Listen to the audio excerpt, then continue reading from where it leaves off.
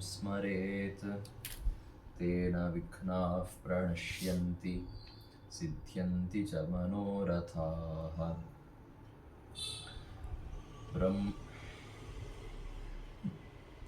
वन्दे वन्द्यं विधिभवमहेन्द्रादिवृन्दारकेन्द्रैः व्यक्तं व्याप्तं स्वगुणगणतो देशतः कालतश्च धूतावद्यं सुखचितिमयैर्मङ्गलैर्युक्तमङ्गैः सानाथ्यं नो विदधदधिकं ब्रह्मनारायणाख्यम् जयत्यजो क्षीणसुखात्मबिम्बः स्वैश्वर्यकान्तिप्रततः सदोदितः स्वभक्तसन्तापदुरिष्टहन्ता रामावतारो हरिरीशचन्द्रमाः महाव्याकरणाम्भोधिमन्थमानसमन्दरं कवयन्तं रामकीर्त्या हनूनन्तमुपास्महे स्वान्तस्थानन्तशय्याय पूर्णज्ञानरसार्णसे उत्तुङ्गवाक्तरङ्गाय मध्वदुत्थार्थये नमः।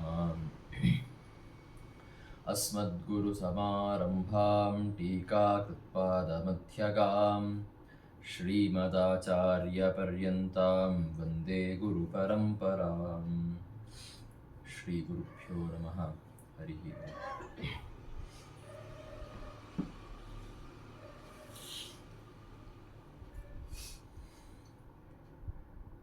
ಶ್ರೀರಾಮದೇವರ ಪರಮಭಕ್ತನಾದಂತಹ ಭರತ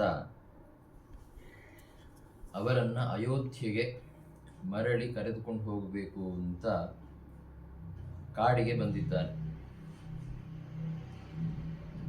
ಭರತ ಸ್ವತಃ ಯಾವುದೇ ಅಪರಾಧವನ್ನು ಮಾಡದೇ ಇದ್ರೂ ಕೂಡ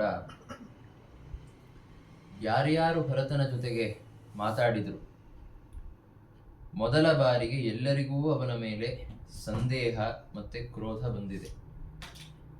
ಕೌಸಲ್ಯಾದೇವಿ, ಗುಹ, ಭರದ್ವಾಜ ಋಷಿಗಳು, ಕಡೆಗೆ ಲಕ್ಷ್ಮಣ, ಎಲ್ಲರಿಗೂ ಅವನ ಬಗ್ಗೆ ಒಂದು ಸಂದೇಹ ಭಾವನೆ. ಆದರೆ ರಾಮದೇವರಿಗೆ ಮಾತ್ರ ಅವನ ಮೇಲೆ ಯಾವುದೇ ಕ್ರೋಧ ಇರಲಿಲ್ಲ. ಲಕ್ಷ್ಮಣನಿಗೂ ಅವರು ಹೇಳಿದರು, ಭರತ ತುಂಬ ಶಾಂತ ಸ್ವಭಾವದ ಸಾತ್ವಿಕನಾದಂತಹ ವ್ಯಕ್ತಿ, ಅವನ ಬಗ್ಗೆ ನೀನು ಚಿಂತೆ ಮಾಡೋ ಅವಶ್ಯಕತೆ ಇಲ್ಲ ಅಂತ. ಹೀಗೆ ರಾಮದೇವರು ಲಕ್ಷ್ಮಣನನ್ನ ಶಾಂತಗೊಳಿಸಿದ್ದಾರೆ. ಅಷ್ಟರಲ್ಲಿ ಭರತ ಚಿತ್ರಕೂಟದಲ್ಲಿದ್ದಂತಹ ರಾಮದೇವರ ಆಶ್ರಮಕ್ಕೆ ಆಗಮಿಸಿದ. ಇಲ್ಲಿಯ ತನಕ ಕಥಾಭಾಗವನ್ನು ನಾವು ಹಿಂದೆ ಈಗಾಗಲೇ ತಿಳಿದುಕೊಂಡಿದ್ದೀವಿ. ಭರತ ಬಂದ ಮೇಲೆ ಅವನು ಒಂದು ದಿವ್ಯ ದೃಶ್ಯವನ್ನು ನೋಡುತ್ತಾನೆ. ಅಲ್ಲಿ ಋಷಿಗಳಿಗೆ ಯೋಗ್ಯವಾದಂತಹ ಪುಷ್ಪಗಳಿಂದ ಭೂಷಿತವಾದ ಒಂದು ಪರ್ಣಶಾಲೆ. ಆ ಪರ್ಣಶಾಲೆಯಲ್ಲಿ ಯಜ್ಞಗಳಿಗಾಗಿ ಅಂತ ವೇದಿ ಭೂಮಿಯನ್ನು ನಿರ್ಮಾಣ ಮಾಡಲಾಗಿದೆ. ಆ ವೇದಿ ಭೂಮಿಯಲ್ಲಿ 3 ಅಗ್ನಿಗಳು ಪ್ರಜ್ವಾಲಿತವಾಗಿವೆ. ಅವುಗಳ ಸಮೀಪದಲ್ಲಿ ಅತ್ಯಂತ ತೇಜಸ್ವಿಗಳಾಗಿ ಶ್ರೀರಾಮದೇವರು ಆಸೀನರಾಗಿದ್ದಾರೆ. ರಾಮದೇವರೇನು ರಾಜರಂತೆ ರಾಜಕುಮಾರರಂತೆ ಆಭರಣಗಳನ್ನು ಧಾರಣೆ ಮಾಡಿಲ್ಲ. ಅವರು ಋಷಿಗಳಿಗೆ ಯೋಗ್ಯವಾದಂತಹ ಮಾಲೆಗಳನ್ನು, ನಾರಿನ ಮಡಿಯನ್ನು ಉಟ್ಟುಕೊಂಡು ಕುಳಿತುಕೊಂಡಿದ್ದಾರೆ. ಜಟಾಧಾರಿಗಳಾಗಿ ಕುಳಿತುಕೊಂಡಿದ್ದಾರೆ. ಚೀರವಸ್ತ್ರವನ್ನು ಧಾರಣೆ ಮಾಡಿದ್ದಾರೆ. ಅಂತಹ ರಾಮದೇವರನ್ನ ನೋಡಿ ಭರತನಿಗೆ ತುಂಬ ಸಂತೋಷ ಆಯಿತು. ಅವರ ಆ ಅಲೌಕಿಕ ರೂಪವನ್ನು ನೋಡಿ ಅವನಿಗೆ ತೃಪ್ತಿ ಆಗ್ತಾ ಇಲ್ಲ. ಅವನಿಗೆ ಎಷ್ಟು ದುಃಖ ಆಗಿತ್ತು. ರಾಮದೇವರು ನನ್ನಿಂದಾಗಿ ಕಾಡಿಗೆ ಹೋಗುವಂತಹ ಪ್ರಸಂಗ ಬಂತಲ್ಲ ಅಂತ ಎಷ್ಟು ದುಃಖವನ್ನು ಮಾಡಿಕೊಂಡಿದ್ದ, ಅವನು ನೊಂದಿದ್ದ ಭರತ. ಆದರೆ ಆ ದುಃಖದ ಮಧ್ಯದಲ್ಲಿಯೂ ರಾಮನನ್ನ ನೋಡಿದ ಕೂಡಲೇ ಅವನಿಗೆ ಸಂತೋಷ ಆಗಿದೆ. ಅವನಿಗೆ ತೃಪ್ತಿ ಆಗ್ತಾ ಇಲ್ಲ. ಆ ಅದ್ಭುತ ರೂಪವನ್ನು ನೋಡ್ತಾ ಅವನಿಗೆ ತೃಪ್ತಿ ಆಗ್ತಾ ಇಲ್ಲ. ಎಂತಹ ರೂಪ ಪರಮಾತ್ಮನದ್ದು ಅಂದ್ರೆ ಅನಂತ ಕಾಲಂ ಪಶ್ಯಂತಹ ಯಂ ನ ತೃಪ್ಯಂತಿ ಯೋಗಿನಃ. ಪರಮಾತ್ಮನ ರೂಪವನ್ನ ಅನಂತ ಕಾಲದ ಪರ್ಯಂತ ನೋಡ್ತಾ ಇದ್ರು ಯೋಗಿಗಳಿಗೆ ಸಂತೋಷ ಆಗೋದಿಲ್ಲ, ಯೋಗಿಗಳಿಗೆ ತೃಪ್ತಿ ಆಯಿತು, ಸಾಕಪ್ಪ ನೋಡಿದ್ದು ಅಂತ ಅನಿಸೋದಿಲ್ವಂತೆ.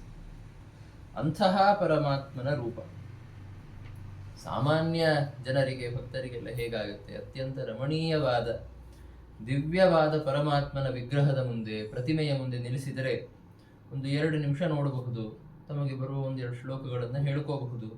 ಅದಾದ್ಮೇಲೆ ನಮ್ಮ ಹಿಂದೆ ಎಷ್ಟು ಜನ ನಿಂತುಕೊಂಡಿದ್ದಾರೆ, ಎಷ್ಟು ದೊಡ್ಡ ಕ್ಯೂ ಇದೆ ಅಂತ ನೋಡೋದಕ್ಕೆ ಪ್ರಾರಂಭ ಮಾಡುತ್ತಾರೆ. ಮನಸ್ಸು ವಿಚಲಿತ ಆಗತ್ತೆ. ಸಾಕು ನೋಡಿದ್ದಾಯ್ತಲ್ಲ ಇನ್ನ ಅಂತ ಅನಿಸ್ಬಿಡುತ್ತೆ. ಆದರೆ ದೊಡ್ಡ ದೊಡ್ಡ ಸಾಧಕರಿಗೆ, ಪರಮಾತ್ಮನ ಏಕಾಂತ ಭಕ್ತರಿಗೆ ಎಂದಿಗೂ ಪರಮಾತ್ಮನ ರೂಪವನ್ನ ನೋಡ್ತಾ ತೃಪ್ತಿಯಾಯಿತು ಅಂತ ಆಗೋದೇ ಇಲ್ಲ. ಮುಕ್ತರಾದಂತಹ ಜನರ ವರ್ಣನೆಯಲ್ಲಿ ನಾವಿದನ್ನು ಕಾಣುತ್ತೇವೆ. ದೇವರು ತನ್ನ ರೂಪವನ್ನ ಯಾವಾಗಲೂ ಮುಕ್ತರಿಗೆ ತೋರಿಸ್ತಾ ಇರ್ತಾನಂತೆ. ಅವರಿಗೆ ಎಲ್ಲರಿಗಿಂತ ದೊಡ್ಡ ವಿಷಯ, ದೊಡ್ಡ ಸುಖ ಅಂದ್ರೆ ಅದೇನೆ. ಪರಮಾತ್ಮನನ್ನ ಯಾವಾಗಲೂ ನೋಡ್ತಾ ಇರ್ತಾರೆ ಎನ್ನುವುದೇ ಅವರಿಗೆ ದೊಡ್ಡ ಸುಖ.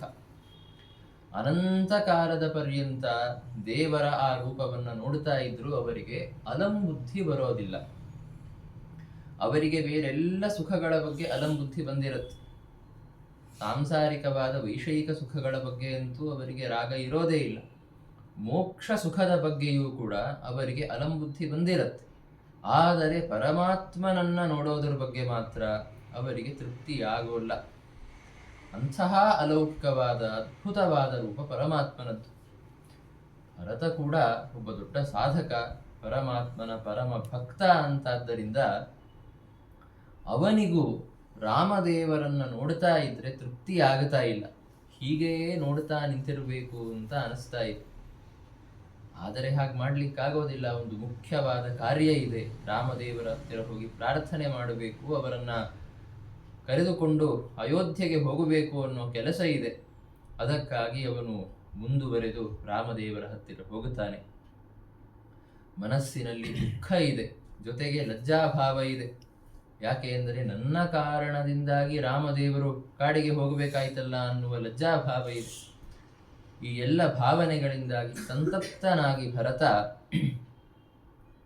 ರಾಮದೇವರಿಗೆ ಸಾಷ್ಟಾಂಗ ನಮಸ್ಕಾರಗಳನ್ನು ಮಾಡಿದ. ರಾಮದೇವರ ಪಾದಾರ ವಿಂದಗಳಲ್ಲಿ ನಮಸ್ಕಾರವನ್ನು ಮಾಡಿದ. ಆದರೆ ಪರಮಾತ್ಮ ಮಾತ್ರ ಯಾವುದೇ ವೈರವನ್ನ ತೋರಿಸದೆ, ಕ್ರೋಧವನ್ನ ಮಾಡಿಕೊಳ್ಳದೆ ಭರತನನ್ನ ಎಬ್ಬಿಸಿ ಆಲಿಂಗನ ಮಾಡಿಕೊಳ್ಳುತ್ತಾನೆ. ಆಲಿಂಗನ ಮಾಡಿಕೊಂಡು ಕುಶಲ ಪ್ರಶ್ನೆಗಳನ್ನ ಕೇಳಿದ. ರಾಮದೇವರು ಸರ್ವಜ್ಞರಾಗಿದ್ದರು. ಸ ಸರ್ವಜ್ಞೋಪಿ ಸರ್ವೇಶಃ ಪಪ್ರಚ್ಛ ಕುಶಲಂ ಪಿತುಃ. ರಾಮದೇವರು ಸರ್ವಜ್ಞರು. ಅವರಿಗೆ ಎಲ್ಲ ಗೊತ್ತಿದೆ, ಏನಾಗಿದೆ ಎನ್ನುವುದು ಗೊತ್ತಿದೆ. ದಶರಥ ಮಹಾರಾಜ ಪುತ್ರವಿಯೋಗ ದುಃಖದಿಂದಾಗಿ ಪಾರ್ಥಿವ ಶರೀರವನ್ನು ತ್ಯಾಗ ಮಾಡಿದ್ದಾನೆ ಎನ್ನುವ ವಿಷಯವೂ ಗೊತ್ತು. ಭರತ ಎಲ್ಲರೂ ಎಷ್ಟು ಬಾರಿ ಹೇಳಿದರೂ ಕೇಳದೆ, ರಾಜ್ಯ ಸ್ವೀಕಾರವನ್ನ ಮಾಡದೆ, ನನ್ನನ್ನು ಕರೆದುಕೊಂಡು ಹೋಗೋದಕ್ಕೆ ಅಂತಲೇ ಇಲ್ಲಿಗೆ ಬಂದಿದ್ದಾನೆ ಅಂತನ್ನೋದೂ ಗೊತ್ತು. ಅಷ್ಟೇ ಅಲ್ಲ, ಎಲ್ಲರ ಬುದ್ಧಿಗಳನ್ನು ಈ ರೀತಿಯಲ್ಲಿ ಪ್ರೇರಣೆ ಮಾಡ್ತಾ ಇರೋರು ಕೂಡ ಸರ್ವೇಶರಾದಂತಹ ಶ್ರೀರಾಮದೇವರೇ. ಆದರೆ ನರಲೋಕ ವಿಡಂಬನೆಯನ್ನ ಮಾಡಬೇಕಾದ್ರೆ ಅದನ್ನೆಲ್ಲ ಹೊರಗೆ ತೋರಿಸೋ ಹಾಗಿಲ್ಲ. ಯಾವ ರೀತಿ ಪ್ರಶ್ನೆಗಳನ್ನು ಕೇಳಬೇಕು ಅಂತಂದ್ರೆ, ಅಯೋಧ್ಯೆಯಲ್ಲಿ ಏನು ನಡೀತಾ ಇದೆ ಅಂತನ್ನೋದು ನನಗೆ ಗೊತ್ತೇ ಇಲ್ಲ. ದಶರಥ ತನ್ನ ವರದ ಪ್ರಕಾರ ಭರತನಿಗೆ ರಾಜ್ಯವನ್ನ ಕೊಟ್ಟಿದ್ದಾನೆ, ಭರತ ರಾಜ್ಯ ಶಾಸನವನ್ನ ಮಾಡ್ತಾ ಇದ್ದಾನೆ, ಹೀಗೆ ಅಯೋಧ್ಯೆಯಲ್ಲಿ ನಡೀತಾ ಇದೆ ಅಂತ ರಾಮದೇವರು ಅಂದುಕೊಂಡಿದ್ದಾರೆ ಅನ್ನುವಂತೆ ತೋರಿಸಬೇಕು. ಅದಕ್ಕಾಗಿ ಕುಶಲ ಪ್ರಶ್ನೆಗಳನ್ನು ರಾಮದೇವರು ಮಾಡುತ್ತಾರೆ. ಮೊದಲನೆಯದಾಗಿ ಪಪ್ರಚ್ಛ ಕುಶಲಂ ಪಿತುಃ, ನಮ್ಮ ತಂದೆಯವರು ಹೇಗಿದ್ದಾರೆ ಅಂತ ಭರತನನ್ನ ಕೇಳಿದರು ರಾಮದೇವರು. ಅನಂತರದಲ್ಲಿ ಅನ್ಯಾಂಶ ವಿವಿಧಾನ್ ಅರ್ಥಾನ್ ಲೋಕವೃತ್ತಿಂ ವಿಡಂಬಯನ್, ಇನ್ನೂ ಅನೇಕ ವಿಷಯಗಳನ್ನು ಭರತನ ಹತ್ತಿರ ಕೇಳುತ್ತಾರೆ. ರಾಜ್ಯ ಶಾಸನವನ್ನು ಹೇಗೆ ಮಾಡುತ್ತಾ ಇದ್ದೀಯಾ ಇತ್ಯಾದಿ ವಿಷಯಗಳನ್ನು. ವಾಲ್ಮೀಕಿ ರಾಮಾಯಣದಲ್ಲಿ ಇಡೀ ಒಂದು ಸರ್ಗ ಇದೇ ವರ್ಣನೆಯನ್ನು ನಾವು ಕಾಣುತ್ತೇವೆ. ರಾಮದೇವರು ಏನಂತ ಪ್ರಶ್ನೆ ಕೇಳಿದರು ಭರತನನ್ನ, ಏನೇನು ವಿಷಯಗಳ ಬಗ್ಗೆ ವಿಚಾರಿಸಿದರು ಅನ್ನೋದರ ಬಗ್ಗೆಯೇ ಒಂದು ಸರ್ಗದಲ್ಲಿ ವರ್ಣನೆ ಬರ್ತದೆ. ಒಂದೇ ಮಾತಲ್ಲಿ ಹೇಳಬೇಕು ಅಂತಂದರೆ, ಯಾರಾದರೂ ಮಕ್ಕಳು ಬಾಲಕರು ಎಕ್ಸಾಮ್ಗೆ ಹೋಗಿ ಬಂದ ಮೇಲೆ ತಂದೆ ತಾಯಿಯರು ಪೋಷಕರು ಕೇಳ್ತಾರಲ್ಲ, ಹೇಗಾಯಿತು ಎಕ್ಸಾಮ್, ಹೇಗಾಯಿತು, ಎಲ್ಲ ಉತ್ತರಗಳನ್ನು ಸರಿಯಾಗಿ ನೋಡ್ಕೊಂಡು ಬರ್ದಿಯಲ್ವಾ ಅಂತ ಹೀಗೆಲ್ಲ ಪ್ರಶ್ನೆ ಮಾಡ್ತಾರಲ್ಲ, ಎರಡೆರಡು ಬಾರಿ ಚೆಕ್ ಮಾಡ್ಕೊಂಡಿಯೋ ಇಲ್ಲೋ ಅಂತ ಪ್ರಶ್ನೆ ಕೇಳ್ತಾರಲ್ಲ, ಆ ರೀತಿ ಅತ್ಯಂತ ಕಾಳಜಿಯಿಂದ ಒಬ್ಬ ಪೋಷಕ ಕೇಳ್ತಾ ಇರುವಂತೆ ರಾಮದೇವರು ಪ್ರಶ್ನೆ ಮಾಡಿದರು. ರಾಜ್ಯ ಶಾಸನವನ್ನೆಲ್ಲ ಸರಿಯಾಗಿ ಮಾಡ್ತಾ ಇದ್ದೀಯಾ ಅಲ್ವಾ? ಆಮೇಲೆ ನಿಮ್ಮ ರಾಜ್ಯದಲ್ಲಿ ಎಲ್ಲ ಸಾಧಕರಿಗೆ, ಯೋಗ್ಯರಿಗೆ ಅವರವರ ವರ್ಣಾಶ್ರಮೋಚಿತವಾದಂತಹ ಧರ್ಮದ ಅನುಷ್ಠಾನಕ್ಕೆ ಅನುಕೂಲ ಮಾಡಿಕೊಡ್ತಾ ಇದ್ದೀಯಾ ಅಲ್ವಾ? ಜೊತೆಗೆ ಎಲ್ಲ ರಾಜ್ಯದ ರಹಸ್ಯಗಳನ್ನು ಯಾರ್ಯಾರಿಗೋ ಹೇಳ್ತಾ ಇಲ್ಲ ತಾನೆ, ಅದನ್ನು ರಹಸ್ಯವಾಗಿ ಇಟ್ಟಿದ್ದೀಯಾ ತಾನೆ ಅಂತ ಪ್ರಶ್ನೆ ಕೇಳಿದರು. ಆಮೇಲೆ ನಾನೇ ರಾಜ, ನಾನು ಹೇಳಿದ್ದೇ ಮಾತು ಅಂತ ಇದ್ದಾಗ ತಾನೇ ಸ್ವಂತ ನಿರ್ಧಾರಗಳನ್ನು ತೆಗೆದುಕೊಳ್ಳದೆ ಗುರು ಹಿರಿಯರ ಹತ್ತಿರ, ಮಂತ್ರಿಗಳ ಹತ್ತಿರ ಆ ವಿಷಯಗಳನ್ನು ಹೇಳಿ ಹೆಚ್ಚಿನ ಆಲೋಚನೆಯನ್ನ ಮಾಡಿ ಅನಂತರದಲ್ಲಿಯೇ ನಿರ್ಧಾರ ತೆಗೆದುಕೊಳ್ತಾ ಇದ್ದೀಯಾ ತಾನೆ ಅಂತ ಹೀಗೆ ಅನೇಕ ಪ್ರಶ್ನೆಗಳನ್ನು ಭರತನ ಹತ್ತಿರ ಕೇಳಿದರು. ತಂದೆಯವರ ಕುಶಲ ಪ್ರಶ್ನೆ, ಭರತ ರಾಜ್ಯ ಶಾಸನವನ್ನು ಹೇಗೆ ಮಾಡ್ತಾ ಇದ್ದಾನೆ ಅನ್ನೋದ್ರ ಬಗ್ಗೆ ಪ್ರಶ್ನೆ, ಇದೆಲ್ಲವನ್ನ ಲೋಕವೃತ್ತಿಯನ್ನ ವಿಡಂಬನೆ ಮಾಡ್ತಾ ಸಾಮಾನ್ಯ ಮನುಷ್ಯ ಹೇಗೆ ವಿಚಾರಿಸಬೇಕು ತನ್ನ ತಮ್ಮನನ್ನ, ಆ ರೀತಿಯಲ್ಲಿ ರಾಮದೇವರು ಭರತನ ಜೊತೆಗೆ ಮಾತನಾಡಿದ್ದಾರೆ.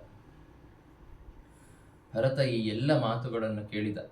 ತುಂಬಾ ದೈನ್ಯದಿಂದ, ದುಃಖದಿಂದ ಪ್ರಾಂಜಲಿಯಾಗಿ ರಾಮದೇವರಿಗೆ ಅವನು ಉತ್ತರವನ್ನು ಕೊಡ್ತಾನೆ.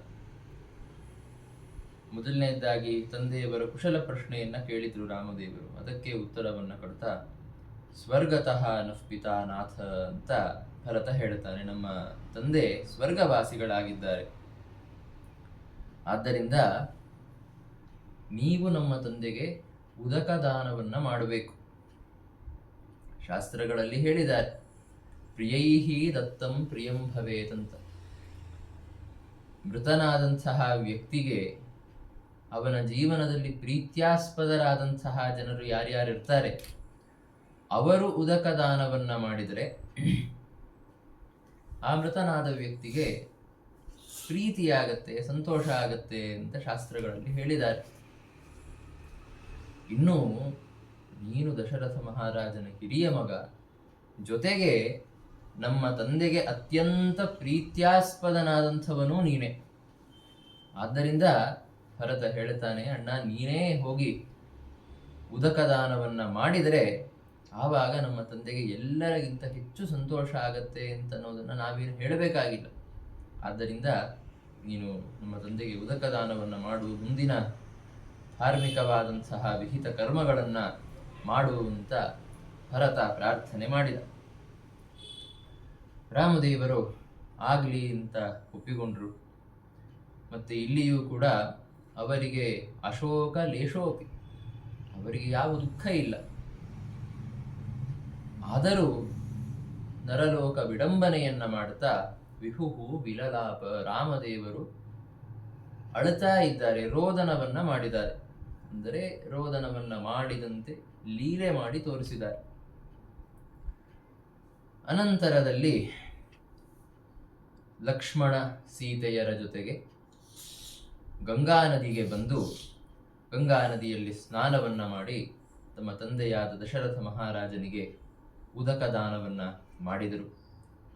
ಆಮೇಲೆ ಅಲ್ಲೇ ಗಂಗಾ ನದಿ ತೀರದಲ್ಲಿ ದರ್ಭಗಳ ಮೇಲೆ ಇಂಗುದಿ ಬೀಜ ಚೂರ್ಣವನ್ನ ಮಾಡಿ, ಇಂಗುದಿ ವೃಕ್ಷದ ಬೀಜಗಳನ್ನು ಪುಡಿ ಮಾಡಿ ಅದರಿಂದ ಪಿಂಡಗಳನ್ನು ನಿರ್ಮಾಣ ಮಾಡಿ ಸಮರ್ಪಣೆ ಮಾಡಿದ್ದಾರೆ. ಹಾಗೆ ಯಾಕೆ ಮಾಡಿದರು? ಭರತ ಎಲ್ಲ ವೈಭವಗಳ ಜೊತೆಗೆ ಬಂದಿದ್ದ ಅಲ್ವಾ, ಅವನ ಹತ್ತಿರ ಸ್ವಲ್ಪ ಧಾನ್ಯವನ್ನ ಇಸ್ಕೊಂಡಿದ್ರೆ ಆಗ ಹೋಗ್ತಿತ್ತಲ್ಲ. ಯಾಕೆ ಇಂಗುದಿ ಬೀಜದ ಚೂರ್ಣದಿಂದ ಪಿಂಡವನ್ನ ಮಾಡಬೇಕಾಗಿತ್ತು ಅಂದ್ರೆ, ರಾಮದೇವರು ಇದರಲ್ಲಿ ಒಂದು ಶಿಕ್ಷಣವನ್ನ ಮಾಡ್ತಾ ಇದ್ದಾರೆ. ಪಿತೃದೇವಾನ್ ಪುಮಾನ್ ಸ್ವಾನ್ನೈಃ ಪೂಜಯೇದಿತಿ ದರ್ಶಯನ್.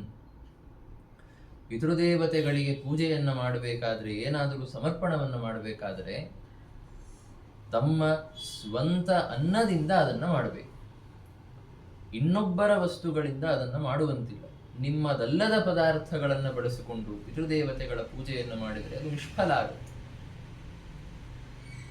ಈಗ ಸದ್ಯಕ್ಕೆ ಎಲ್ಲವೂ ರಾಮದೇವರ ಪರಮಾತ್ಮನ ಸ್ವತ್ತೇ. ಆದರೆ ಈ ರಾಮರೂಪದಲ್ಲಿ ಲೀಲೆಯನ್ನ ಮಾಡಬೇಕಾದ್ರೆ, ಮಾನುಷ ಲೀಲೆಯನ್ನ ಮಾಡಬೇಕಾದ್ರೆ ಸದ್ಯಕ್ಕೆ ನಾವು ಮರೆಯುವಂತಿಲ್ಲ, ರಾಮದೇವರು ತಮ್ಮ ರಾಜ್ಯವನ್ನ ಬಿಟ್ಟು ಬಂದಿದ್ದಾರೆ. ರಾಮದೇವರು ತಮ್ಮ ರಾಜ್ಯವನ್ನ ಬಿಟ್ಟು ಬಂದಿದ್ದಾರೆ ಅಂತಂದ ಮೇಲೆ ರಾಜ್ಯಕ್ಕೆ ಸಂಬಂಧಪಟ್ಟಂತಹ ಯಾವ ಪದಾರ್ಥಗಳು ಅವರದ್ದಲ್ಲ. ಆದ್ದರಿಂದ ಆ ವಸ್ತುಗಳನ್ನ ಅವರು ಬಳಸೋ ಹಾಗಿಲ್ಲ, ಬೇರೆಯ ವಸ್ತುಗಳನ್ನ ಬಳಸಬೇಕು. ಅದಕ್ಕಾಗಿಯೇ ಇಂಗುದಿ ವೃಕ್ಷದ ಬೀಜಗಳನ್ನ ಬಳಸಿದ್ರು ಅಂತ ನಾವು ತಿಳಿದುಕೊಳ್ಳಬೇಕು. ಯಾವುದೇ ಒಂದು ಪದಾರ್ಥ ನಮ್ಮದಾಗಬೇಕು ಅಂದ್ರೆ ಅನೇಕ ಕ್ರಮಗಳಿವೆ. ಪ್ರಸಿದ್ಧವಾಗಿ ಅದನ್ನ ಖರೀದಿ ಮಾಡೋದು ಅಂತ ಕ್ರಮ, ಯಾರಾದರೂ ತಂದು ದಾನ ಕೊಟ್ಟಾಗ ಅದನ್ನ ಪ್ರತಿಗ್ರಹ ಮಾಡೋದು, ತಂದೆ ಅಥವಾ ಪೋಷಕರು ಆಶೀರ್ವಾದ ಪೂರ್ವಕವಾಗಿ ಅದನ್ನ ಕೊಟ್ಟಾಗ ಅದನ್ನ ತೆಗೆದುಕೊಳ್ಳೋದು, ಇದೆಲ್ಲವೂ ಆ ವಸ್ತುವನ್ನ ನಿಮ್ಮ ಸ್ವ ಅಂತ ಮಾಡೋದಕ್ಕೆ ಸಾಕು. ಇದೇ ರೀತಿಯ ಕ್ರಮಗಳಲ್ಲಿ ಒಂದು ಯಾವುದು ಅಂದ್ರೆ, ಕಾಡಿನಲ್ಲಿ ಯಾರದೇ ಸ್ವತ್ತು ಅಂತ ಅಲ್ಲದೆ ತಾನಾಗಿ ಬೆಳೆದಂತಹ ಹೂವುಗಳು, ಗಿಡಗಳು, ಅವುಗಳಲ್ಲಿ ಹೋಗಿ ಚಯನ ಮಾಡಿಕೊಂಡು ಬಂದರೆ ಅದು ನಿಮ್ಮ ಪದಾರ್ಥ ಅಂತ ಆಗುತ್ತೆ. ಬೇರೆಯವರ ಕ್ಷೇತ್ರದಿಂದ ತೆಗೆದುಕೊಂಡು ಬರಬಾರ್ದು. ಕಾಡಿನಲ್ಲಿ ತಾನೇ ಬೆಳೆದಂತಹ ಗಿಡಗಳಿಂದ ತೆಗೆದುಕೊಂಡು ಬಂದರೆ ಆವಾಗಲೂ ಅದು ನಮ್ಮದು ಅಂತ ಆಗತ್ತೆ. ಅದಕ್ಕೆ ದರ್ಭಗಳು, ಹೂವುಗಳನ್ನೆಲ್ಲ ಶಾಸ್ತ್ರೀಯವಾಗಿ ಖರೀದಿ ಮಾಡಬಾರ್ದು, ಅದನ್ನು ಹೋಗಿ ಚಯನ ಮಾಡಿಕೊಂಡು ಬರಬೇಕು ಅನ್ನೋ ಕ್ರಮ ಇರೋದು. ಹೀಗೆ ಇದ್ದಿದ್ದರಿಂದ ರಾಮದೇವರೇನ್ ಮಾಡಿದರು ಅಂದ್ರೆ, ಗಂಗಾ ನದಿಯ ತೀರದ ಹತ್ತಿರದಲ್ಲೇ ಒಂದು ಇಂಗುದಿ ವೃಕ್ಷ ಇದೆ, ಅದರ ಬೀಜಗಳನ್ನ ತಾವು ಚಯನ ಮಾಡಿದರೆ ಅದು ಅವರ ಸ್ವತ್ತು ಅಂತ ಆಗತ್ತೆ. ಅದರ ಪುಡಿಯಿಂದ ಪಿಂಡಗಳನ್ನು ನಿರ್ಮಾಣ ಮಾಡಿ ಅವರು ಸಮರ್ಪಣೆ ಮಾಡಿದ್ದಾರೆ. ಹೀಗೆ ಎಲ್ಲ ವಿಹಿತವಾದಂತಹ ಕರ್ಮಗಳನ್ನು ರಾಮದೇವರು ಮುಗಿಸಿದರು. ಅದೇ ಸಂದರ್ಭದಲ್ಲಿ ಎಲ್ಲ ಪ್ರಕೃತಯ ಅಂದರೆ ಎಲ್ಲ ಪ್ರಜೆಗಳು, ಎಲ್ಲ ಪೌರರು ಬಂದು ರಾಮದೇವರನ್ನ ನೋಡಿಕೊಂಡು ಹೋದ್ರಂತೆ. ಯಾಂತಿಸ್ಮ ಕೃತಕೃತ್ಯತಾಮಂತ, ರಾಮದೇವರನ್ನ ನೋಡಿ ಅವರೆಲ್ಲರೂ ಕೃತಕೃತ್ಯರಾಗ್ತಾ ಇದ್ದಾರೆ, ಧನ್ಯರಾಗ್ತಾ ಇದ್ದಾರೆ, ನಾವು ಧನ್ಯರಾದ್ವಿ ಅಂತ ಅನುಭವಿಸ್ತಾ ಇದ್ದಾರೆ. ನಾವು ಬಾಲಕಾಂಡದಲ್ಲಿ ಅಯೋಧ್ಯೆಯ ಜನ ರಾಮದೇವರು ದೂರ ಹೋಗಿಬಿಟ್ರು ಅಂತ ಮರಳಿ ಅಯೋಧ್ಯೆಗೆ ಬಂದ ಮೇಲೆ ಏನು ವಿಚಾರ ಮಾಡಿದರು ಅನ್ನೋದರ ವರ್ಣನೆಯನ್ನ ಕಾಣುತ್ತೇವೆ. ಜನ ಇಲ್ಲ ಏನು ವಿಚಾರ ಮಾಡಿದರು? ರಾಮದೇವರು ನಮ್ಮನ್ನ ಬಿಟ್ಟು ಹೋಗಿದ್ದಾರೆ, ನಮಗೆ ನೋಡ್ಲಿಕ್ಕಾಗ್ತಾ ಇಲ್ಲ ರಾಮದೇವರನ್ನು. ಅಯೋಧ್ಯೆಯಲ್ಲೇ ಇದ್ದೇವೆ, ಆದರೆ ರಾಮನನ್ನ ನೋಡ್ಲಿಕ್ಕಾಗ್ತಾ ಇಲ್ಲ. ನಮ್ಮ ಜೀವನ ವ್ಯರ್ಥ ಆಗಿ ಹೋಯಿತು. ನಿಜವಾಗಲೂ ಧನ್ಯರಾದದ್ದು ಕಾಡಿನ ಹುಲ್ಲುಗಳು, ಅಲ್ಲಿಯ ಗಿಡಗಳು, ಪೊದೆಗಳು. ಪ್ರತಿ ದಿವಸ ರಾಮದೇವರು ಅಡ್ಡಾಡಬೇಕಾದರೆ ಅವರ ಪಾದಸ್ಪರ್ಶ ಅವುಗಳಿಗಾಗತ್ತಲ್ಲ, ಅವುಗಳು ಧನ್ಯರಾದ. ಜೊತೆಗೆ ಪ್ರತಿದಿನ ರಾಮದೇವರನ್ನ ನೋಡುವಂತಹ ಕಾಡಿನ ಪಶು ಪಕ್ಷಿಗಳು ಧನ್ಯ ಅಂತ ಹೀಗೆ ಅವರು ಆಲೋಚನೆ ಮಾಡ್ತಾ ಇದ್ರು ಅಂತ ನಾವು ಕೇಳುತ್ತೇವೆ. ಹೀಗಿದ್ದಾಗ ಇಷ್ಟು ದಿವಸಗಳ ಕಾಲ, ಸುಮಾರು 1 ತಿಂಗಳು ಸಮಯ ಆಗಿದೆ ರಾಮದೇವರನ್ನ ಅವರು ನೋಡಿಲ್ಲ. ಇಷ್ಟು ದಿವಸಗಳ ಕಾಲ ಬಿಟ್ಟು ಮತ್ತೆ ಶ್ರೀರಾಮದೇವರನ್ನ ನೋಡ್ತಾ ಇದ್ದಿದ್ದರಿಂದ ಅವರು ಧನ್ಯ ಭಾವವನ್ನ ಅನುಭವಿಸಿದರು. ಅನಂತರದಲ್ಲಿ ಪರಮಾತ್ಮ ತನ್ನ ಎಲ್ಲ ಕಾರ್ಯಗಳನ್ನು ಮುಗಿಸಿಕೊಂಡು ಸೀತಾ ಲಕ್ಷ್ಮಣರ ಜೊತೆ ಬಂದು ತನ್ನ ತಾಯಂದಿರಿಗೆ, ಕೌಸಲ್ಯಾದೇವಿಯನ್ನು ಮೊದಲು ಮಾಡಿಕೊಂಡು ತನ್ನ ಎಲ್ಲ ತಾಯಂದಿರಿಗೆ ನಮಸ್ಕಾರವನ್ನು ಮಾಡಿದ. ಅವರೂ ದುಃಖಿತರಾಗಿದ್ದರು. ಆದರೆ ರಾಮದೇವರನ್ನು ನೋಡಿ ಅಷ್ಟರಲ್ಲೇ ಅವರಿಗೆ ತುಂಬಾ ಸಂತೋಷ ಆಗಿದೆ. ಸೀತಾ ಲಕ್ಷ್ಮಣರಿಗೆ ಮತ್ತೆ ಮುಖ್ಯವಾಗಿ ರಾಮದೇವರಿಗೆ ಅವರು ಆಶೀರ್ವಾದವನ್ನ ಮಾಡುತ್ತಾರೆ. ಇಷ್ಟೆಲ್ಲ ಕಾರ್ಯಗಳನ್ನು ಮುಗಿಸಿದ ಮೇಲೆ ಆ ರಾತ್ರಿ ಎಲ್ಲರೂ ಅಲ್ಲೇ ವಾಸ ಮಾಡಿದ್ದಾರೆ. ಎಲ್ಲರಿಗೂ ಆತುರ. ಮಾರನೆಯ ದಿವಸ ಭರತ ಏನು ಮಾತಾಡ್ತಾನೆ, ರಾಮದೇವರು ಒಪ್ಪಿಕೊಳ್ತಾರೋ ಇಲ್ಲೋ ಅನ್ನುವ ಒಂದು ಆತುರ. ಹಾಗೆ ಆ ಪ್ರತೀಕ್ಷೆಯಲ್ಲಿ ಆ ರಾತ್ರಿಯನ್ನ ಜನ ಕಳೆದಿದ್ದಾರೆ. ಮಾರನೆಯ ದಿವಸ ಆ ಆತುರದಲ್ಲಿ ಎಲ್ಲ ಜನ ಆ ಪ್ರತೀಕ್ಷೆಯಲ್ಲಿ ಬಂದು ಒಂದೇ ಕಡೆ ನೆರೆದರು. ಎಲ್ಲರಿಗೂ ಮನಸ್ಸಿನಲ್ಲಿ ಪ್ರಶ್ನೆ, ಭರತ ಏನು ಮಾತಾಡ್ತಾನೆ, ಹೇಗೆ ಪ್ರಾರ್ಥನೆ ಮಾಡ್ತಾನೆ, ರಾಮದೇವರನ್ನ ಹೇಗೆ ಒಪ್ಪಿಸ್ತಾನೆ, ರಾಮದೇವರು ಒಪ್ಪಿಕೊಳ್ತಾರೋ ಇಲ್ಲೋ, ರಾಮದೇವರು ಏನಂತ ಪ್ರತಿಕ್ರಿಯೆ ಕೊಡ್ತಾರೆ ಅಂತ ಎಲ್ಲರ ಮನಸ್ಸಿನಲ್ಲಿ ಒಂದು ಪ್ರತೀಕ್ಷೆ ಇದೆ, ಒಂದು ಕುತೂಹಲ ಇದೆ.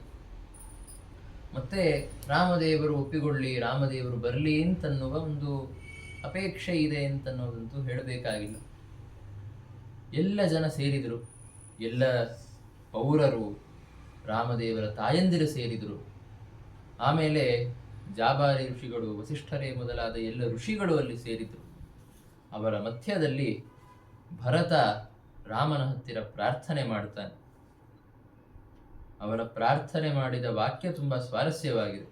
ಅನುಗ್ರಹಾಯನ ಸ್ವಾಮಿನ್ ಸ್ವಾಮಯೋಧ್ಯಾಂ ವನಾದ್ವ್ರಜ ಇಮಾಂ ಅನಾಥಾಂ ಧರಣೀಂ ವಿಶ್ವಪಾಲಕ ಪಾಲಯ. ಮೊದಲಿಗೆ ಮುಖ್ಯವಾದ ವಾಕ್ಯ ಏನು? ಸ್ವಾಮಯೋಧ್ಯಾಂ ವನಾದ್ವ್ರಜ. ಸ್ವಾಮಿ, ನಿನ್ನದೇ ಆದ ಅಯೋಧ್ಯೆಗೆ ನೀನು ಕಾಡನ್ನ ಬಿಟ್ಟು ಬಾ ಅಂತ. ನಮ್ಮ ಅಯೋಧ್ಯೆಗೆ ಬಾ ಅಂತ ಹೇಳಲಿಲ್ಲ ಭರತ. ಸ್ವಾಂ ಅಯೋಧ್ಯಾಂ ವನಾದ್ವ್ರಜ, ನಿನ್ನದೇ ಆದ ಅಯೋಧ್ಯೆ, ಅಲ್ಲಿಗೆ ನೀನು ಬರಬೇಕು. ಯಾಕೆ ಬರಬೇಕು? ಪಾಪ ನಮ್ಮ ಅಣ್ಣ ಕಾಡಿನಲ್ಲಿದ್ದಾನೆ, ತುಂಬ ಕಷ್ಟ ಆಗ್ತಾ ಇದೆ, ಅಡ್ಡಾಡೋದಕ್ಕಾಗಲ್ಲ, ಮುಳ್ಳುಗಳ ಸಮಸ್ಯೆ, ತುಂಬ ಸಮಸ್ಯೆ ಇದೆ. ಆದ್ದರಿಂದ ಸುಖವಾಗಿರೋ ಅಯೋಧ್ಯೆಯಲ್ಲಿ ಬಾ ಅಂತ ಕರೀತಾ ಇದ್ದಾನ? ಅಲ್ಲ, ನಹ ಅನುಗ್ರಹಾಯ, ನಮಗೆ ಅನುಗ್ರಹವನ್ನ ಮಾಡಲಿಕ್ಕೆ ಬಾ. ನಿನಗೆ ಎಲ್ಲಿದ್ದರೂ ಸುಖವೇ. ಪರಮಾತ್ಮ ಕಾಡಿನಲ್ಲಿರಲಿ, ಅಯೋಧ್ಯೆಯಲ್ಲಿರಲಿ, ಅವನಿಗೆ ಸುಖವೇ.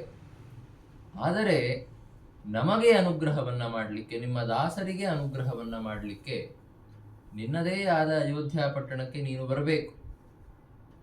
ಇಮಾಂ ಅನಾಥಾಂ ಧರಣೀಂ ವಿಶ್ವಪಾಲಕ ಪಾಲಯ. ನೀನಿಲ್ಲದೆ ಆ ಭೂಮಿ ಅನಾಥವಾಗಿದೆ, ತನ್ನ ರಕ್ಷಕನಿಂದ ದೂರ ಇದೆ. ಭರತ ವರ್ಣನೆ ಮಾಡಿದ್ದ ಒಂದು ಬಾರಿ ಏನಂತ, ಯಾವ ಶತ್ರುಗಳು ಅಯೋಧ್ಯ ನಗರದ ಮೇಲೆ ಆಕ್ರಮಣ ಯಾಕೆ ಮಾಡ್ತಾ ಇಲ್ಲ ಅಂತಂದ್ರೆ, ರಾಮದೇವರು ಕಾಡಿನಲ್ಲಿದ್ದಾರಲ್ಲ, ಅದಕ್ಕಾಗಿ ಆಕ್ರಮಣ ಮಾಡ್ತಾ ಇಲ್ಲ ಅಂತ. ದಶರಥ ಮಹಾರಾಜ ಮೃತನಾದ ಮೇಲೆ ಸುಮಾರು ಒಂದು 15 ದಿವಸಗಳ ಕಾಲ ಭರತ ಅಲ್ಲಿ ಇರಲಿಲ್ಲ, ಯಾರೂ ಇರಲಿಲ್ಲ. ರಾಮ ಲಕ್ಷ್ಮಣರು ಕಾಡಿಗೆ ಹೋಗಿದ್ದಾರೆ, ಮತ್ತೆ ಭರತ ಶತ್ರುಘ್ನರು ಕೈಕೇಯ ದೇಶದಲ್ಲಿದ್ದರು.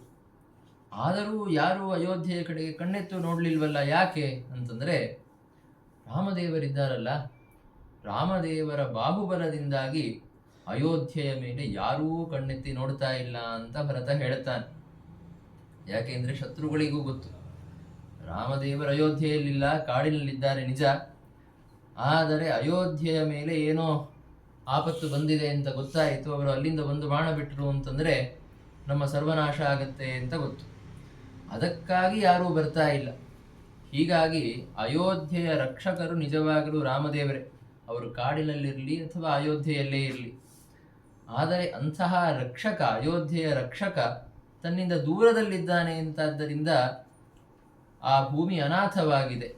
ಅಲ್ಲಿಗೆ ಬಂದು ವಿಶ್ವಪಾಲಕನಾದಂತಹ ರಾಮ ಅದನ್ನು ಪಾಲನ ಮಾಡಲಿ ಅಂತ ಭರತ ಪ್ರಾರ್ಥನೆ ಮಾಡಿದ.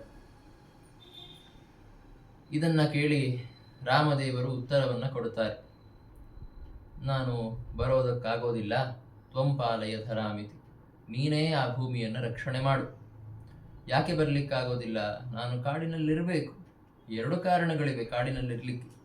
ಮೊದಲನೇದಾಗಿ ತಂದೆಯ ಆಜ್ಞೆಯನ್ನು ಪಾಲನ ಮಾಡಬೇಕು. ಪಿತುರಾಜ್ಞಾಕರ ವಯಂ, ನನ್ನ ತಂದೆ ಆಜ್ಞೆ ಮಾಡಿದ್ದಾರೆ ಕಾಡಿನಲ್ಲಿ ಇರು 14 ವರ್ಷ ಅಂತ, ಆ ಆಜ್ಞೆಯನ್ನು ಪಾಲನ ಮಾಡಬೇಕು. ಎರಡನೆಯದ್ದು ಸದ್ಧಿತಾಯ ವಸಾಮೋತ್ರ, ಸಜ್ಜನರ ಹಿತಕ್ಕಾಗಿ ನಾನಿಲ್ಲಿ ವಾಸ ಮಾಡ್ತಾ ಇದ್ದೇನೆ. ಆ ಸಜ್ಜನರ ಹಿತ ಆಗಬೇಕಲ್ಲ, ಅದಕ್ಕಾಗಿ ನಾನು ಕಾಡಿನಲ್ಲಿರಬೇಕು. ತಂದೆಯ ಆಜ್ಞೆಯನ್ನ ಪಾಲನ ಮಾಡಲಿಕ್ಕಾಗಿ ನಾನು ಕಾಡಿನಲ್ಲಿರಬೇಕು. ಆದ್ದರಿಂದ ನಾನು ಅಯೋಧ್ಯ ಪಟ್ಟಣಕ್ಕೆ ಬರಲ್ಲ, ನೀನೇ ಶಾಸನ ಮಾಡು ಅಂತ ಭರತನಿಗೆ ರಾಮದೇವರು ಉತ್ತರ ಕೊಟ್ಟರು. ಆವಾಗ ಭರತ ಪರಿಪರಿಯಾಗಿ ಪ್ರಾರ್ಥನೆ ಮಾಡೋದಕ್ಕೆ ಪ್ರಾರಂಭ ಮಾಡ್ತಾನೆ. ಪ್ರಣಾಮ ಅಂಜಲಿ ಬಾಷ್ಪಾಣಿ ಕುರ್ವಾಣೋ ಭರತಸ್ತದಾ ಕ್ರಿಯಾ ಸಮಭಿಹಾರೇಣ. ಕ್ರಿಯಾ ಸಮಭಿಹಾರೇಣ ಅಂದರೆ ಮತ್ತೆ ಮತ್ತೆ ಪುನಃ ಪುನಃ ಅಂತ ಅರ್ಥ. ಪುನಃ ಪುನಃ ಭರತ ಏನು ಮಾಡಿದ ಅಂದರೆ ಪ್ರಣಾಮ ಅಂಜಲಿ ಬಾಷ್ಪಾಣಿ. ಪ್ರಣಾಮ ಅಂತಂದರೆ ಬಗ್ಗಿ ನಮಸ್ಕಾರ ಮಾಡೋದು, ಅಂಜಲಿ ಅಂದರೆ ಕೈ ಜೋಡಿಸೋದು, ಕೈ ಮುಗಿಯೋದು ಅಂತ ಅಂತೀವಲ್ಲ ಅದು. ಆಮೇಲೆ ಬಾಷ್ಪಾಣಿ ಕಣ್ಣೀರಿಡೋದು, ಅಂದರೆ ಕಣ್ಣೀರಿಡ್ತಾ ಕೈ ಮುಗಿದು ನಮಸ್ಕಾರವನ್ನು ಮಾಡ್ತಾ ಪದೇ ಪದೇ ಹೀಗೆ ಮುಹುರ್ಮುಹು ರಾಮದೇವರಿಗೆ ನಮಸ್ಕಾರವನ್ನು ಮಾಡ್ತಾ ಸಗದ್ಗದಂ ಪ್ರೋಚೆ ಗದ್ಗದ ಕಂಠದಿಂದ ಭರತ ಮಾತನಾಡಿದ. ಏನು ಪ್ರಾರ್ಥನೆ ಮಾಡಿದ ಅಂತಂದರೆ, ನಿನ್ನ ತಾಯಿ ಇದ್ದಾಳೆ, ಮಗನಿಂದ ದೂರ ಆಗಿ ಪರಿತಾಪದಲ್ಲಿದ್ದಾಳೆ. ಮೊದಲೇ ತನ್ನ ಪತಿಯನ್ನ ಕಳೆದುಕೊಂಡಿದ್ದಾಳೆ, ಮಗನೂ ಇಲ್ಲ ಅಂದರೆ ತುಂಬಾ ದುಃಖ ಆಗತ್ತೆ, ಅದಕ್ಕಾಗಿ ಬಾ. ಅನಂತರದಲ್ಲಿ ಭರತ ಹೇಳುತ್ತಾನೆ, ನಮ್ಮ ತಂದೆ ವರವನ್ನ ಕೊಟ್ಟಿದ್ರು ನಿಜ ಕೈಕೇಯಿಗೆ, ಆದರೆ ಇಂತಹ ಒಂದು ಭಯಾನಕವಾದ ವರವನ್ನ ಕೇಳಿದಾಗ ನನಗೆ ಅದನ್ನ ಪೂರ್ಣ ಮಾಡಲಿಕ್ಕೆ ಆಗಲ್ಲ ಅಂತ ಹೇಳಿದ್ರೂ ಸತ್ಯಚ್ಯುತಿ ಆಗುತ್ತಾ ಇರಲಿಲ್ಲ. ನಾನು ಹಾಗೆ ಹೇಳಬಾರದು, ಕ್ಷಮಿಸಿ, ಆದರೆ ನಮ್ಮ ತಂದೆಗೆ ಈ ವಿಷಯ ಗೊತ್ತಿರಲಿಲ್ಲ ಅಂತ ಕಾಣುತ್ತೆ, ಅದಕ್ಕಾಗಿ ಹೇಳಿದಾರಷ್ಟೇ, ಅದನ್ನು ತುಂಬ ತಲೆ ಕೆಡಿಸ್ಕೊಡದೆ ನೀವು ಬರಬೇಕು ಅಂತ ಭರತ ಪ್ರಾರ್ಥನೆ ಮಾಡಿದ. ಆಮೇಲೆ ಯಾವುದೇ ನನ್ನಿಂದ ಅಪರಾಧ ಆಗಿದ್ದು ಆ ಕಾರಣದಿಂದಾಗಿ ನೀನು ಅಯೋಧ್ಯೆಗೆ ಬರ್ತಾ ಇಲ್ಲ ಅಂದರೆ ನನ್ನ ಅಪರಾಧಗಳನ್ನು ಕ್ಷಮಿಸು, ಅಯೋಧ್ಯೆಗೆ ಬಾ ಅಂತ ಪ್ರಾರ್ಥನೆ ಮಾಡಿದ. ಅನಂತರದಲ್ಲಿ ಎಲ್ಲರಿಗಿಂತ ದೊಡ್ಡ ಪ್ರಶ್ನೆ ಇರೋದೇನು, ಲೋಕಾಪವಾದ ಬರುತ್ತೆ. ದಶರಥ ತನ್ನ ರಾಜ್ಯವನ್ನ ಭರತನಿಗೆ ಕೊಟ್ಟಿದ್ದಾನೆ. ಅವನು ಮೃತನಾದ ಕೂಡಲೇ ರಾಮ ಬಂದು ಆ ರಾಜ್ಯವನ್ನು ಇಸ್ಕೊಂಡ್ಬಿಟ್ಟ ಅಂತನ್ನುವ ಲೋಕಾಪವಾದ ಬರಬಹುದು ಅಂತನ್ನುವ ಹೆದರಿಕೆ ಇರುತ್ತೆ. ಅದೂ ಇರೋದಿಲ್ಲ ಇಲ್ಲಿ ಅಂತ ಭರತ ಹೇಳ್ತಾನೆ. ಭೂರ್ದತ್ತ ಭೂಭೃತಾ ಚೇನ್ಮೆ ದಾಸಸ್ತೆ ಅರ್ಪಿತವಾನಹಂ ಲೋಕನ್ಯಾಯಂ ಚ ಲೋಕೇಶ ತಸ್ಮಾತ್ತೆ ರಾಜ್ಯಪಾಲನಂ ಅಂತ. ನಮ್ಮ ತಂದೆ ದಶರಥ ಮಹಾರಾಜರು ನನಗೆ ರಾಜ್ಯವನ್ನ ಕೊಟ್ಟಿದ್ದಾರೆ ನಿಜ, ಆದರೆ ನಾನು ನಿಮ್ಮ ಶಿಷ್ಯ, ನಿಮ್ಮ ದಾಸನಿದ್ದಂತೆ ಅದನ್ನು ನಿಮಗೆ ಸಮರ್ಪಣೆ ಮಾಡ್ತಾ ಇದ್ದೇನೆ, ಅದನ್ನು ಸ್ವೀಕಾರ ಮಾಡಿ ಪಾಲನೆ ಮಾಡಿ. ಅದರಲ್ಲಿ ಯಾವುದೇ ಲೋಕನ್ಯಾಯದ ವಿರೋಧವೂ ಇಲ್ಲ. ಪ್ರಾಚೀನ ಕಾಲದ ಗುರು ಶಿಷ್ಯ ಪರಂಪರೆಯಲ್ಲೆಲ್ಲ ಹಾಗೆ ಇರ್ತಾ ಇತ್ತು. ಶಿಷ್ಯರು ಹೋಗಿ ಭಿಕ್ಷಾಟನವನ್ನು ಮಾಡಿ ಪದಾರ್ಥಗಳನ್ನು ತೆಗೆದುಕೊಳ್ತಾ ಇದ್ರು. ಅವರಿಗೆ ಕೊಟ್ಟ ಪದಾರ್ಥಗಳನ್ನು ತಂದು ತಮ್ಮ ಗುರುಗಳಿಗೆ ಸಮರ್ಪಣೆ ಮಾಡ್ತಾ ಇದ್ರು. ಆವಾಗ ಆ ಪದಾರ್ಥಗಳೆಲ್ಲ ಗುರುಗಳದ್ದು ಅಂತ ಆಗಿ ಹೋಗುತ್ತೆ. ಅದನ್ನ ಅವರು ತಮ್ಮ ಇಚ್ಛಾನುಸಾರವಾಗಿ ಶಿಷ್ಯರಿಗೆ ಕೊಟ್ಟಾಗ ಅದನ್ನ ಶಿಷ್ಯರು ಸ್ವೀಕಾರ ಮಾಡ್ತಾ ಇದ್ರು. ಹೀಗಿದ್ದಾಗ ಭರತನೂ ರಾಮದೇವರಿಗೆ ಶಿಷ್ಯನಿದ್ದಂತೆ, ದಾಸನಿದ್ದಂತೆ. ಹೀಗಿದ್ದಾಗ ಅವನಿಗೆ ರಾಜ್ಯ ಸಿಕ್ಕಿದೆ, ಅದನ್ನ ತಂದು ಭರತ ತನ್ನ ಗುರುವಾದ ತಮ್ಮ ಅಣ್ಣಂದಿರಿಗೆ ಅದನ್ನ ಸಮರ್ಪಣೆ ಮಾಡ್ತಾ ಇದ್ದಾನೆ ಅಂತಂದರೆ ಅದು ಲೋಕನ್ಯಾಯಕ್ಕೆ ಸರಿ ಹೊಂದತ್ತೆ, ಯಾವುದೇ ತೊಂದರೆ ಇಲ್ಲ. ಹೀಗಾಗಿ ರಾಜ್ಯಪಾಲನವನ್ನು ನೀನು ಮಾಡುಬಾ ಅಂತ ಭರತ ಪ್ರಾರ್ಥನೆ ಮಾಡಿದ. ಅನಂತರದಲ್ಲಿ ಭರತ ಹೇಳ್ತಾನೆ, ಒಂದು ಪಕ್ಷ ನೀನು ಅಯೋಧ್ಯ ಪಟ್ಟಣಕ್ಕೆ ಬರಲ್ಲ ಅಂತನ್ನುವ ನಿರ್ಧಾರ ದೃಢವಾಗಿದ್ರೆ ನಾನು ಪಟ್ಟಣಕ್ಕೆ ಹೋಗಲ್ಲ, ನಿನ್ನ ಜೊತೆಗೆ ಇಲ್ಲಿಯೇ ಇದ್ದು ಬಿಡ್ತೇನೆ. ಲಕ್ಷ್ಮಣ ಇದ್ದಾನಲ್ಲ, ಆ ರೀತಿ ನಾನೂ ಇರ್ತೇನೆ. ಎಲ್ಲ ಯೋಗಿಗಳು ನಿನ್ನ ಪಾದಾಬ್ಜವನ್ನ ಸೇವೆ ಮಾಡೋದಕ್ಕೆ ನಿರೀಕ್ಷೆ ಮಾಡ್ತಾ ಇರ್ತಾರೆ. ಅಂತಹ ನಿನ್ನ ಪಾದಕಮಲಗಳ ಸೇವೆಯನ್ನ ಮಾಡಿಕೊಂಡು ನಾನೂ ಇಲ್ಲೇ ಕಾಡಿನಲ್ಲಿ ಲಕ್ಷ್ಮಣನಂತೆ ಇರ್ತೇನೆ ಅಂತ ಭರತ ಪರಿಪರಿಯಾಗಿ ಪ್ರಾರ್ಥನೆ ಮಾಡಿದ. ಭರತ ಇಷ್ಟು ಪ್ರಾರ್ಥನೆ ಮಾಡೋದನ್ನ ಕೇಳಿದ ಕೂಡಲೇ ಅಲ್ಲಿ ನಿಂತಹ ಎಲ್ಲ ಜನರು ತಮ್ಮ ತಮ್ಮ ಕಡೆಯಿಂದ ರಾಮದೇವರ ಹತ್ತಿರ ಪ್ರಾರ್ಥನೆ ಮಾಡೋದಕ್ಕೆ ಪ್ರಾರಂಭ ಮಾಡಿದರು. ಎಲ್ಲ ತಾಯಂದಿರು ಕಣ್ಣೀರಿಡ್ತಾ ರಾಮನಿಗೆ ಅಯೋಧ್ಯೆಗೆ ಬಾರಪ್ಪ ಅಂತ ಪ್ರಾರ್ಥನೆ ಮಾಡುತ್ತಾರೆ. ಆವಾಗ ರಾಮದೇವರು ಮತ್ತೆ ಅದೇ ವಿಷಯವನ್ನು ಹೇಳಿದರು.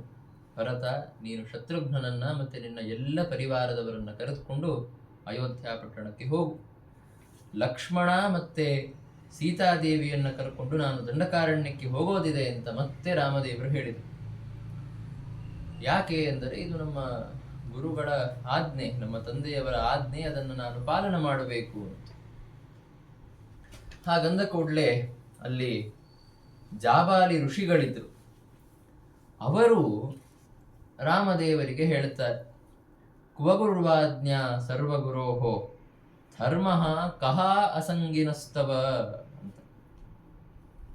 ರಾಮ, ನಿನಗೆ ಯಾವ ಗುರುವಾಜ್ಞೆ? ಸರ್ವಗುರು ನೀನೆ, ಎಲ್ಲರಿಗಿಂತಲೂ ಹಿರಿಯವನು ಅಂದರೆ ರಾಮನೇ. ನಿನಗೆ ಯಾವ ಹಿರಿಯರ ಗುರುಗಳ ಆಜ್ಞೆ ಅಂತ ಇದೆ? ಪರಮಾತ್ಮನ ಕುಟುಂಬ ಈ ತ್ರೈಲೋಕ್ಯ ಅಂತ ನಾವು ಹಿಡಿದುಕೊಂಡ್ರೆ, ಈ ತ್ರೈಲೋಕ್ಯ ಎಂಬ ಕುಟುಂಬದಲ್ಲಿ ಎಲ್ಲರಿಗಿಂತ ಹಿರಿಯವನು ಅಂದರೆ ಪರಮಾತ್ಮನೇ. ಅವನಿಗೆ ಯಾರಾದರೂ ಹಿರಿಯರ ಗುರುಗಳ ಆಜ್ಞೆ ಇದೆ, ಅದನ್ನ ಪಾಲನ ಮಾಡುವ ಬಾಧ್ಯತೆ ಇದೆ ಅಂತ ಹೇಳೋದೇ ಸಾಧ್ಯ ಇಲ್ಲ. ಮತ್ತೆ ಧರ್ಮ ಕಹ ಅಸಂಗಿನಸ್ತವ. ಅಸಂಗಿನಃ ಅಂತಂದರೆ ಕರ್ಮಲೇಪ ಇಲ್ಲದಂತಹ ಪರಮಾತ್ಮನಿಗೆ ಯಾವ ಧರ್ಮಾಧರ್ಮಗಳ ಬಾಧ್ಯತೆ ಇದೆ? ಏನೂ ಇಲ್ಲ. ಅಸಂಗೋಹ್ಯಯಂ ಪುರುಷಃ ಅಂತ ವೇದಗಳಲ್ಲಿ ಹೇಳುತ್ತಾರೆ. ಪರಮಾತ್ಮ ಕರ್ಮಲೇಪ ಶೂನ್ಯನಾದಂಥವನು. ಕರ್ಮಲೇಪ ಸಾಮಾನ್ಯ ಜನರಿಗಿರುತ್ತೆ, ಸಾಮಾನ್ಯ ಜೀವರಿಗೆ ಕರ್ಮಲೇಪ ಇರುತ್ತೆ. ವಿಹಿತವಾದ ನಿತ್ಯ ಕರ್ಮಗಳನ್ನು ಮಾಡದೇ ಹೋದರೆ, ಅಗ್ನಿಹೋತ್ರ, ಸಂಧ್ಯಾವಂದನಾದಿ ನಿತ್ಯ ಕರ್ಮಗಳನ್ನು ಮಾಡದೇ ಹೋದರೆ ಪಾಪ ಬರುತ್ತೆ. ನಿಷಿದ್ಧವಾದ ಕರ್ಮಗಳನ್ನು ಮಾಡಿದರೆ ಪಾಪ ಬರುತ್ತೆ, ಅದರಿಂದ ಮುಂದೆ ಅನಿಷ್ಟ ಆಗತ್ತೆ. ಅಥವಾ ನಿಷಿದ್ಧವಾದಂತಹ ವಿಹಿತವಾದ ಕರ್ಮಗಳನ್ನು, ಧರ್ಮ ಕಾರ್ಯಗಳನ್ನು ಮಾಡಿದರೆ ಅದರಿಂದ ಪುಣ್ಯ ಪ್ರಾಪ್ತಿಯಾಗತ್ತೆ, ಅದರಿಂದ ಇಷ್ಟಾರ್ಥ ಸಿದ್ಧಿಯಾಗತ್ತೆ. ಈ ಎಲ್ಲ ವ್ಯವಸ್ಥೆ ಇರೋದು ಸಾಮಾನ್ಯ ಜೀವರಿಗೆ, ಕರ್ಮಲೇಪ ಇರೋದು ಅವರಿಗೆ. ಹೀಗಾಗಿ ಧರ್ಮಾಧರ್ಮಗಳ ವ್ಯವಸ್ಥೆ, ಆ ವ್ಯವಸ್ಥೆಗೆ ಬದ್ಧರಾಗಿರಬೇಕು ಅನ್ನೋ ನಿಯಮ ಅದಿರೋದು ಸಾಮಾನ್ಯ ಜೀವರಿಗೆ. ಪರಮಾತ್ಮನಿಗೆ ಕರ್ಮಲೇಪ ಇಲ್ಲ ಅಂದ ಮೇಲೆ ಅವನಿಗೆ ಯಾವ ಧರ್ಮಾಧರ್ಮಗಳ ಬಾಧ್ಯತೆ ಇದೆ? ಅಷ್ಟೇ ಅಲ್ಲ, ಪರಮಾತ್ಮ ಎಂಥವನು ಅಂದರೆ ದೇವರ ಅಪರೋಕ್ಷ ಜ್ಞಾನವನ್ನು ಪಡೆದುಕೊಂಡಂತಹ ಸಾಧಕರ ಅಪ್ರಾರಬ್ಧವಾದ ಎಲ್ಲ ಕರ್ಮಗಳು ನಾಶ ಆಗಿ ಹೋಗ್ತವೆ. ಮತ್ತು ಅಪರೋಕ್ಷ ಜ್ಞಾನವಾದ ತರುವಾಯ ಅವರಿಗೆ ಯಾವ ಕರ್ಮಗಳ ಲೇಪ ಆಗಲ್ಲ. ಅಪರೋಕ್ಷ ಜ್ಞಾನಿಗಳು ಸಂಧ್ಯಾವಂದನವನ್ನು ಬಿಟ್ಟರೂ ಅವರಿಗೆ ಪಾಪ ಬರಲ್ಲ. ಅವರಿಗೆ ಮೋಕ್ಷದಲ್ಲಿ ಆನಂದ ಹ್ರಾಸ ಆಗಬಹುದಷ್ಟೇ ಬಿಟ್ಟರೆ ಪಾಪ ಬಂತು ಅಂತ ಮಾತ್ರ ಆಗಲ್ಲ. ಅಂತಹ ಪರಮಾತ್ಮನಿಗೆ ಯಾವ ಧರ್ಮಾಧರ್ಮಗಳ ಬಾಧ್ಯತೆ ಇದೆ? ಅಷ್ಟೇ ಅಲ್ಲ, ಪರಮಾತ್ಮನ ಮೇಲೆ ಭಕ್ತಿಯನ್ನ ಇಟ್ಟುಕೊಂಡು, ಪರಮ ಭಕ್ತಿಯನ್ನ ಇಟ್ಟುಕೊಂಡು ಅವನ ಪ್ರಸಾದದಿಂದ ಮುಕ್ತರಾದಂತಹ ಏನು ಜೀವಿಗಳಿರ್ತಾರೆ, ಮುಕ್ತರಾದಂತಹ ಜೀವರು, ಅವರಿಗೆ ಯಾವುದೇ ವಿಧಿ ನಿಷೇಧಗಳ ಬಂಧನ ಇರೋದಿಲ್ಲ. ಅವರಿಗೆ ಸಂಧ್ಯಾ ವಂದನೆ ಮಾಡಲೇಬೇಕು, ಏನಾದರೂ ಒಂದು ಭೋಗ ಮಾಡಬೇಕಾದ್ರೆ ಅದನ್ನು ಪರಮಾತ್ಮನಿಗೆ ನಿವೇದನ ಮಾಡಲೇಬೇಕು ಅನ್ನುವ ನಿಯಮ ಇರೋದಿಲ್ಲ. ಅವರು ಅಂದರೂ ಮಾಡ್ತಾರೆ ಅನ್ನೋ ವಿಷಯ ಬೇರೆ, ಅವರ ಸ್ವಭಾವ ಆಗಿರುತ್ತೆ. ತಮ್ಮ ಸ್ವಭಾವಾನುಸಾರವಾಗಿ ಅವರು ಎಲ್ಲ ನಿತ್ಯ ಕರ್ಮಗಳನ್ನು ಮಾಡೇ ಮಾಡುತ್ತಾರೆ, ಪರಮಾತ್ಮನಿಗೆ ಸಮರ್ಪಣೆ ಮಾಡೇ ಮಾಡುತ್ತಾರೆ. ಬಿಟ್ಟರೆ ಅವರಿಗೂ ಆ ಬಾಧ್ಯತೆ ಇರೋದಿಲ್ಲ, ಕರ್ಮ ಬಂಧನ ಅವರಿಗೂ ಇರೋದಿಲ್ಲ. ಅಂತಹ ಪರಮಾತ್ಮನಿಗೆ ಧರ್ಮಾಧರ್ಮಗಳ ವ್ಯವಸ್ಥೆ ಏನೂ ಇಲ್ಲ. ಹೀಗಾಗಿ ಗುರುವಾಜ್ಞೆಯನ್ನು ಪಾಲನೆ ಮಾಡೋದು, ನಮ್ಮ ತಂದೆಯ ಆಜ್ಞೆಯನ್ನು ಪಾಲನೆ ಮಾಡೋದು ನನ್ನ ಧರ್ಮ ಅಂತ ನೀನು ಹೇಳ್ತಾ ಇದ್ದೀಯಲ್ಲ ರಾಮ, ನಿನಗೆ ಯಾವ ಧರ್ಮ ಅಂತ ಜಾಬಾಲಿಗಳು ಕೇಳುತ್ತಾರೆ. ಆದ್ದರಿಂದ ಗಚ್ಚದೇವ ಪುರೀಂ ಶೀಘ್ರಂ, ಆದಷ್ಟು ಬೇಗ ನೀನು ನಗರಕ್ಕೆ ನಡಿ ಅಂತ ಜಾಬಾಲಿಗಳು ಹೇಳಿದರು. ಅದನ್ನು ಕೇಳಿದ ಪರಮಾತ್ಮ, ಕೇಳಿ ಅವನಿಗೆ ಸಂತೋಷವೇ ಆಯಿತು. ಜ್ಞಾನಿಗಳು, ಋಷಿಗಳು ಎಷ್ಟು ಚೆನ್ನಾಗಿ ನನ್ನ ಬಗ್ಗೆ ತಿಳಿದುಕೊಂಡಿದ್ದಾರೆ, ನಾನು ಅಸಂಗನಾಗಿದ್ದೇನೆ, ಸರ್ವೋತ್ತಮನಾಗಿದ್ದೇನೆ ಅಂತನ್ನೋದನ್ನು ಅರ್ಥ ಮಾಡಿಕೊಂಡಿದ್ದಾರೆ ಅಂತನ್ನೋದನ್ನು ನೋಡಿ ಪರಮಾತ್ಮನಿಗೆ ಸಂತೋಷವೇ ಆಗಿದೆ. ಆದರೆ ನನಗೆ ಸಂತೋಷವಾಗಿದೆ ಅಂತ ತೋರಿಸೋ ಹಾಗಿಲ್ಲ. ಯಾಕೆ ಎಂದರೆ ಸದ್ಯಕ್ಕೆ ನರಲೋಕ ವಿಡಂಬನೆಯನ್ನು ಮಾಡುತ್ತಾ ಇದ್ದಾನೆ. ಆ ವಿಡಂಬನೆಯನ್ನು ಮಾಡಬೇಕಾದ್ರೆ ಸಾಮಾನ್ಯ ಜನರ ದೃಷ್ಟಿಯಲ್ಲಿ ಈ ಪ್ರಸಂಗವನ್ನು ನೋಡಿದರೆ ಏನಾಗುತ್ತಾ ಇದೆ ಅಂತಂದರೆ, ಒಬ್ಬ ಮನುಷ್ಯ ರಾಜಕುಮಾರ ಇದ್ದಾನೆ, ಅವನು ತಂದೆಯ ಆಜ್ಞೆಯನ್ನು ಪಾಲನೆ ಮಾಡಲಿಕ್ಕೆ ಕಾಡಿಗೆ ಬಂದಿದ್ದಾನೆ. ಅವನಿಗೆ ಯಾರೋ ಒಬ್ಬ ಋಷಿಗಳು ಬಂದ್ಬಿಟ್ಟು, ನಿನಗೆ ಯಾವ ಗುರುವಾಜ್ಞೆ, ಯಾವ ಧರ್ಮಾಧರ್ಮಗಳ ಬಾಧ್ಯತೆ ಇಲ್ಲ, ಹೋಗು ಅಂತ ಹೇಳಿದರೆ ಒಂದು ರೀತಿ ನಾಸ್ತಿಕ್ಯವಾದವನ್ನು ಮುಂದಿಟ್ಟಂತೆ ಆಗತ್ತೆ. ಅದಕ್ಕಾಗಿ ರಾಮದೇವರು ನರಲೋಕ ವಿಡಂಬನೆಯನ್ನ ಮಾಡ್ತಾ ಕ್ರುದ್ಧ ಇವ ಪ್ರೋಚೆ, ಸಿಟ್ಟು ಬಂದವರಂತೆ ನಟಿಸ್ತಾ ಮಾತನಾಡುತ್ತಾರೆ. ಏನಂತ? ಗುರುದೇವಾರ್ಚನಂ ಧರ್ಮ ನನು ವೇದ ವಿನಿಶ್ಚಿತ. ಗುರುಗಳ ದೇವತೆಗಳ ಅರ್ಚನವನ್ನು ಮಾಡಬೇಕು, ಗುರುಗಳ ಆಜ್ಞಾ ಪಾಲನೆಯನ್ನು ಮಾಡಬೇಕು ಅಂತನ್ನೋದು ವೇದ ನಿಶ್ಚಿತವಾದ ಧರ್ಮ. ಎಲ್ಲರಿಗೂ ಇದೆ, ಎಲ್ಲರೂ ಈ ಧರ್ಮವನ್ನು ಪಾಲನೆ ಮಾಡಲೇಬೇಕು. ನನಗೆ ಯಾವ ಧರ್ಮ ಅಂತ ಅಂದರೆ ಆಗೋದಿಲ್ಲ, ನನಗೂ ಈ ಧರ್ಮ ಇದ್ದೇ ಇದೆ. ಆದ್ದರಿಂದ ಗುರುಗಳ ಆಜ್ಞೆಯನ್ನು, ತಂದೆಯವರ ಆಜ್ಞೆಯನ್ನು ಪಾಲನೆ ಮಾಡಲಿಕ್ಕೆ ನಾನು ವನವಾಸವನ್ನು ಮುಂದುವರಿಸ್ತೇನೆ ಅಂತ ರಾಮದೇವರು ಅಂದರು. ಧರ್ಮವನ್ನು ನಾನು ಅನುಷ್ಠಾನ ಮಾಡಲೇಬೇಕು ಅಂತ ರಾಮದೇವರಂದ ಕೂಡಲೇ ವಸಿಷ್ಠರ ಮನಸ್ಸಿನಲ್ಲಿ ಇನ್ನೊಂದು ವಿಚಾರ ಬಂತು. ಅವರಂದರು, ರಾಮ, ನಿನಗೆ ಇನ್ನೊಂದು ಧರ್ಮ ಇದೆ, ಅದನ್ನು ಪಾಲನೆ ಮಾಡು ಅಂತ ಅಂದರು. ಯಾವ ಧರ್ಮ ಅಂದರೆ, ದೊಡ್ಡ ದೊಡ್ಡ ರಾಜರ್ಷಿಗಳು, ನಿನ್ನ ಪೂರ್ವಜರು ಅಯೋಧ್ಯೆಯನ್ನು ಪಾಲನೆ ಮಾಡಿಕೊಂಡು ಬಂದಿದ್ದಾರೆ. ಭಗೀರಥ, ದಿಲೀಪ, ರಘು ಇತ್ಯಾದಿ ಅನೇಕ ರಾಜರ್ಷಿಗಳು ಪಾಲನೆ ಮಾಡಿಕೊಂಡು ಬಂದಿದ್ದಾರೆ ಅಯೋಧ್ಯೆಯನ್ನು. ಮತ್ತೆ ಸ್ವತಃ ನಿಮ್ಮ ತಂದೆಯಾದ ದಶರಥ ಮಹಾರಾಜ, ಇವರೆಲ್ಲ ಅಯೋಧ್ಯೆಯಲ್ಲಿ, ಸಮಗ್ರ ಭೂಮಂಡಲದಲ್ಲಿ ಎಲ್ಲ ಧರ್ಮ ಕಾರ್ಯಗಳು ನಿರ್ವಿಘ್ನವಾಗಿ ನಡೆಯುವಂತೆ ರಾಜ್ಯ ಶಾಸನವನ್ನು ಮಾಡ್ತಾ ಇದ್ರು. ಈವಾಗ ಆ ರಾಜ್ಯ ಅರಾಜಕವಾಗಿದೆ, ಅಂದರೆ ರಾಜರಿಂದ ಶೂನ್ಯವಾಗಿದೆ ಅಂತಾದಾಗ ನೀನು ಬಂದು ಆ ಧರ್ಮ ರಾಜ್ಯವನ್ನು ಪಾಲನೆ ಮಾಡಬೇಕು. ನಿಮ್ಮ ಪೂರ್ವಜರ ಸಮಯದಲ್ಲಿ ಯಾವ ರೀತಿಯ ಧರ್ಮಾಚರಣೆಗಳಿಗೆ ಅನುಕೂಲ ಇತ್ತು, ರಕ್ಷಣೆ ಇತ್ತು, ಆ ರಕ್ಷಣೆಯನ್ನು ಮತ್ತೆ ಎಲ್ಲ ಸಾಧಕರಿಗೆ ಕೊಡಬೇಕು, ಆ ರಾಜ್ಯ ಪಾಲನವನ್ನು ಮಾಡಬೇಕು. ಇದು ನಿನ್ನ ಕ್ಷತ್ರಿಯ ಧರ್ಮವೇ ಅಲ್ವಾ, ಆ ಧರ್ಮವನ್ನು ಪಾಲನ ಮಾಡುವಂತ ವಸಿಷ್ಠರಂತಾರೆ. ಮತ್ತೆ ಎಲ್ಲ ಇದ್ದಂತಹ ಜ್ಞಾನಿಗಳು, ಋಷಿಗಳು, ಪೌರಜನರು ಎಲ್ಲರೂ ತಮ್ಮ ತಮ್ಮ ಕಡೆಯಿಂದ ರಾಮದೇವರಲ್ಲಿ ಪ್ರಾರ್ಥನೆಯನ್ನು ಮಾಡಿದರು, ಅಯೋಧ್ಯ ಪಟ್ಟಣಕ್ಕೆ ಬಾ ಅಂತ. ಆದರೆ ರಾಮದೇವರು ಇದ್ಯಾವುದನ್ನು ಲೆಕ್ಕಿಸ್ತಾ ಇಲ್ಲ, ಅವರು ಕೇಳ್ತಾ ಇಲ್ಲ.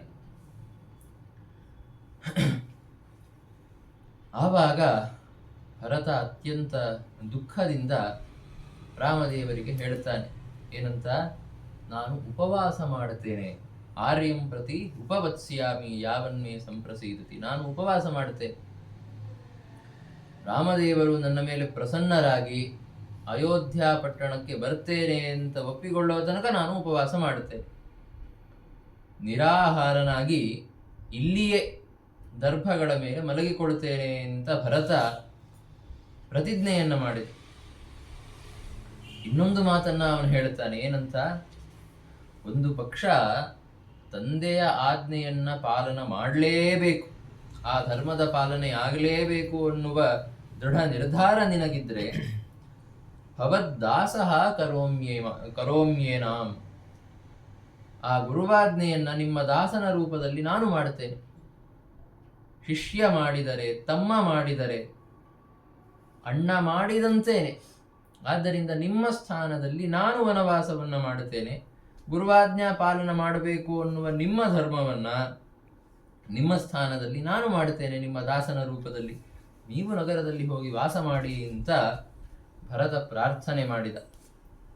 ಆವಾಗ ರಾಮದೇವರಂತಾರೆ, ಚಿಂತೆ ಮಾಡಬೇಡ, ವತ್ಸ ಅಂದರೆ ಮರಿ ಅಂತ ಸಂಬೋಧನೆ ಮಾಡುತ್ತೇವಲ್ಲ, ಅದು ವತ್ಸ. 14 ವರ್ಷ ಮುಗಿದ ಮೇಲೆ ನಾನೇ ಅಯೋಧ್ಯ ಪಟ್ಟಣಕ್ಕೆ ಬರ್ತೇನೆ, ಸದ್ಯಕ್ಕೆ ನೀನು ತಾಯಂದಿರನ್ನ, ಪೌರರನ್ನ ಕರೆದುಕೊಂಡು ಮರಳಿ ಹೋಗು ಅಂತ ರಾಮದೇವರು ಹೇಳಿದರು. ಆದರೆ ಭರತ ಮಾತ್ರ ಕೇಳುತ್ತಾ ಇಲ್ಲ. ಅವನು ಪರಿಪರಿಯಾಗಿ ಯಾಚನೆ ಮಾಡುತ್ತಾನೇ ಇದ್ದಾನೆ ಅಯೋಧ್ಯ ಪಟ್ಟಣಕ್ಕೆ ಬರಬೇಕು ಅಂತ. ಅದೇ ಸಂದರ್ಭದಲ್ಲಿ ಅಗಸ್ತ್ಯ ಮಹರ್ಷಿಗಳು ಅಲ್ಲಿಗೆ ಆಗಮಿಸುತ್ತಾರೆ.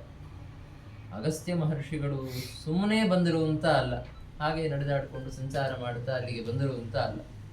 ದೇವೋಪದೇವೈಹಿ ಸಂಮಂತ್ರ್ಯ, ಎಲ್ಲ ದೇವತೆಗಳ ಜೊತೆಗೆ ಮಂತ್ರಣವನ್ನ ಮಾಡಿಕೊಂಡು ಅವರು ಬಂದರು. ಎಲ್ಲ ದೇವೋಪದೇವರು, ಗಂಧರ್ವರು ಬಂದು ಅಗಸ್ತ್ಯಾದಿ ಋಷಿಗಳಿಗೆ ಹೇಳಿದ್ರಂತೆ, ರಾಮದೇವರು ಕಾಡಿಗೆ ಹೋದದ್ದು ಯಾಕೆ ಅಂತಂದ್ರೆ ದಶಗ್ರೀವ ವಧ ಆಗಬೇಕಾಗಿದೆ, ರಾವಣನ ವಧ ಆಗಬೇಕಾಗಿದೆ. ಅವನ ವಧಕ್ಕಾಗಿ ಅಂತಲೇ ರಾಮದೇವರು ಕಾಡಿಗೆ ಬಂದಿದ್ದು, ಎಲ್ಲ ರಾಕ್ಷಸರ ಸಂಹಾರವನ್ನ ಮಾಡೋದಕ್ಕೆ ಅಂತಲೇ ರಾಮದೇವರು ಕಾಡಿಗೆ ಬಂದಿದ್ದು. ಮುಂದೆ ದಂಡಕಾರಣ್ಯಕ್ಕೆ ಹೋಗಬೇಕು, ಖರದೂಷಣರ ಸಂಹಾರ ಮಾಡಬೇಕು, ಮುಂದೆ ಸೀತಾಹರಣದ ಲೀಲೆಯನ್ನ ತೋರಿಸಿ ಆ ವ್ಯಾಜದಿಂದ ರಾವಣ ಕುಂಭಕರ್ಣರ ಸಂಹಾರ ಆಗಬೇಕು. ಇಷ್ಟೆಲ್ಲ ಕೃತ್ಯಗಳಿವೆ. ಪರಮಾತ್ಮನಿಗೆ. ಹೀಗಿದ್ದಾಗ ಪರಮಾತ್ಮ ಅಯೋಧ್ಯೆಗೆ ಮರಳಿ ಹೋಗೋದಕ್ಕಾಗಲ್ಲ. ಆದರೆ ಭರತ ಕೇಳ್ತಾ ಇಲ್ಲ. ಅವನು ಉಪವಾಸ ಮಾಡ್ತೀನಿ, ಇಲ್ಲೇ ನಿಮ್ಮ ಮುಂದೆ ಕುಳಿತುಕೊಂಡು ಬಿಡ್ತೀನಿ ಅಂತ ಇಲ್ಲ ಹಠ ಮಾಡ್ತಾ ಇದ್ದಾನೆ. ಆದ್ದರಿಂದ ಅಗಸ್ತ್ಯಾದಿ ಮಹರ್ಷಿಗಳೇ ಹೋಗ್ಬಿಟ್ಟು ಅವನಿಗೆ ಸಮಾಧಾನ ಮಾಡಿ ಅವನನ್ನು ಅಯೋಧ್ಯೆಗೆ ಕಳಿಸಬೇಕು ಅಂತ ದೇವತೆಗಳು ಅಗಸ್ತ್ಯಾದಿ ಋಷಿಗಳನ್ನು ಕಳಿಸಿದ್ರಂತೆ. ಅಗಸ್ತ್ಯರು ಚಿತ್ರಕೂಟದಲ್ಲಿದ್ದಂತಹ ರಾಮಾಶ್ರಮಕ್ಕೆ ಬಂದು ಅವರು ಭರತನಿಗೆ ಹೇಳುತ್ತಾರೆ, ನೇದಾನೀಂ ಪುರಮೇತ್ಯಜಂ ಕೃತ ಕಾರ್ಯ ವಿಶೇಷಸ್ತು ಪುರೀಂ ರಾಮ ವ್ರಜೇದಿತಿ. ಈಗ ಸದ್ಯಕ್ಕೆ ನೀವು ಭರತನಿಗೆ ಅಗಸ್ತ್ಯರು ಹೇಳ್ತಾರೆ, ಸದ್ಯಕ್ಕೆ ನೀನು ಎಷ್ಟು ಬಾರಿ ಕೇಳಿದರು ರಾಮ ಮಾತ್ರ ಅಯೋಧ್ಯ ಪಟ್ಟಣಕ್ಕೆ ಮರಳಿ ಹೋಗೋದಕ್ಕೆ ಒಪ್ಪಲ್ಲ. ಕೆಲವು ಕಾರ್ಯವಿಶೇಷಗಳಿವೆ ಮಾಡಕ್ಕೆ. ಆ ಕಾರ್ಯವಿಶೇಷಗಳನ್ನು ಮುಗಿಸಿಕೊಂಡೇ ರಾಮ ಅಯೋಧ್ಯೆಗೆ ಬರೋದು. ಆದ್ದರಿಂದ ನೀನು ಯಾಚನೆ ಮಾಡೋದು, ಪ್ರಾರ್ಥನೆ ಮಾಡೋದು ವ್ಯರ್ಥ. ನೀನು ನಗರಕ್ಕೆ ಹೋಗು ಅಂತ ಅಗಸ್ತ್ಯರೂ ಬಂದು ಹೇಳಿದರು. ಆವಾಗಲೂ ಭರತ ತುಂಬಾ ದುಃಖದಿಂದ ಅಲ್ಲೇ ಕುಳಿತುಕೊಂಡಾಗ ವಸಿಷ್ಠರಿಗೆ ಆ ವಿಷಯ ಅರ್ಥ ಆಯಿತು. ದೇವತೆಗಳು ಕಳಿಸಿದ್ದಾರೆ, ರಾಮನಿಗೆ ಕೆಲವು ಕಾರ್ಯವಿಶೇಷಗಳಿವೆ, ಅವುಗಳನ್ನು ಮಾಡಲೇಬೇಕು, ರಾಮ ಬರಲ್ಲ ಅನ್ನೋದು ಗೊತ್ತಾಯಿತು. ವಸಿಷ್ಠರು ಬಂದು ರಾಮದೇವರಿಗೆ ಹೇಳುತ್ತಾರೆ, ನಿನ್ನ ಭಕ್ತನಾದಂತಹ ಭರತನಿಗೆ ನಿನ್ನ ಪಾದುಕೆಗಳನ್ನು ಕೊಡು. ಆ ಪಾದುಕೆಗಳನ್ನು ತನ್ನ ಜೊತೆ ಇಟ್ಟುಕೊಂಡು ನಿತ್ಯ ಅವುಗಳ ಪೂಜೆಯನ್ನ ಮಾಡುತ್ತಾ ಅವುಗಳಿಗೆ ನಮಸ್ಕಾರವನ್ನ ಮಾಡುತ್ತಾ ಭರತ ಭೂಮಿಯ ಪಾಲನೆಯನ್ನ ಮಾಡಲಿ ಅಂತ ವಸಿಷ್ಠರು ಹೇಳಿದರು. ಹಾಗಲಿ ಇಂಥ ರಾಮದೇವರು ಒಪ್ಪಿಕೊಂಡು ತಮ್ಮ ಪಾದುಕೆಯನ್ನ, ಬಂಗಾರದ ಪಾದುಕೆಗಳನ್ನ ಭರತನಿಗೆ ರಾಮದೇವರು ಕೊಡ್ತಾರೆ. ಅವುಗಳನ್ನು ಭಕ್ತಿಯಿಂದ ಭರತ ಸ್ವೀಕಾರ ಮಾಡಿದ. ಅವುಗಳನ್ನು ತಲೆಯ ಮೇಲೆ ಇಟ್ಟುಕೊಂಡು ಅವನು 2 ಪ್ರತಿಜ್ಞೆಗಳನ್ನು ಮಾಡುತ್ತಾನೆ. ನಗರಂ ನ ಪ್ರವೇಕ್ಷ್ಯಾಮಿ ಯಾವದಾಗಮನಂ ತವ ಅಂತ ಮೊದಲನೇ ಪ್ರತಿಜ್ಞೆ.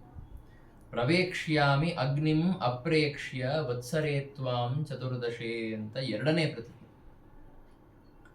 ಮೊದಲನೇ ಪ್ರತಿಜ್ಞೆ ಏನು? ನಗರದಲ್ಲಿ ಪ್ರವೇಶ ಮಾಡಲ್ಲ, ಅಯೋಧ್ಯ ಪಟ್ಟಣದ ಒಳಗೆ ಹೋಗಲ್ಲ. ಅಯೋಧ್ಯ ಪಟ್ಟಣ ಮತ್ತೆ ಅದರ ಸುತ್ತಮುತ್ತಲಿನ ಸಮಗ್ರ ಭೂಮಂಡಲವನ್ನ ಶಾಸನೆ ಮಾಡ್ತೇನೆ, ಆದರೆ ಅಯೋಧ್ಯ ಪಟ್ಟಣದ ಒಳಗೆ ಹೋಗಿ ಅರಮನೆಯಲ್ಲಿ ರಾಜನಂತೆ ಇರಲ್ಲ. ಆಮೇಲೆ 14 ವರ್ಷ ಮುಗಿದ ಕೂಡಲೇ ರಾಮದೇವರು ಅಯೋಧ್ಯೆಯಲ್ಲಿ ಇರಬೇಕು. 16 ವರ್ಷ ಇವತ್ತು ಮುಗಿಯಿತು ಅಂದರೆ ಮುಂದಿನ ಕ್ಷಣದಲ್ಲಿ ರಾಮದೇವರು ಅಯೋಧ್ಯೆಯಲ್ಲಿ ಕಾಣಬೇಕು ನಮಗೆ. ಹಾಗಾಗಲಿಲ್ಲ ಅಂತಂದ್ರೆ ನಾನು ಅಗ್ನಿ ಪ್ರವೇಶವನ್ನ ಮಾಡುತ್ತೇನೆ.